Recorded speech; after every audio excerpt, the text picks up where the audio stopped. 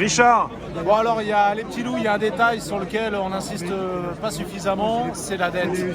C'est la fête, on imprime de l'argent du matin au soir, c'est la planche à billets 24 heures sur 24 et à un moment donné il va falloir régler la dette et ça personne n'en parle. On est à plus de 120% d'endettement du PIB et à un moment donné il va falloir régler cette dette qui est illégitime. Cette dette c'est une fraude et le point central c'est l'usure, le loyer de l'argent, l'usure. Et la raison pour laquelle le Christ a fini sur la croix, c'est à cause de l'usure. Et donc cette dette, on ne la remboursera jamais. Donc à un moment donné, il va falloir se dire, soit on se lève et on ne rembourse pas cette dette parce que c'est pas possible, soit on deviendra ad vinam aeternam des esclaves soumis par la dette, par l'usure, et on n'en sortira jamais. Et on peut tenir un peuple, toute une nation, par la dette à l'état d'esclave. Un peuple servile. Et aujourd'hui, la muselière est un test de soumission.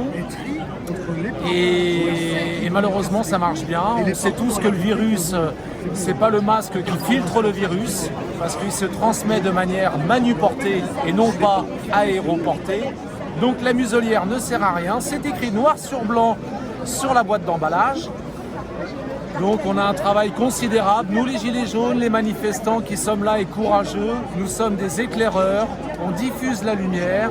On a un tort, c'est d'avoir raison avant l'heure. On sème des graines et on espère que les consciences vont s'éveiller parce que l'heure est très très grave. Et vraiment, il s'agit de l'avenir de nos enfants et de notre avenir. Ça ne peut pas continuer, ça suffit, ça va s'arrêter. Liberté, liberté. Nos petits bouts de chou dans les écoles, on les traumatise. Ça fait des mois qu'on subit du terrorisme intellectuel via les merdias putes.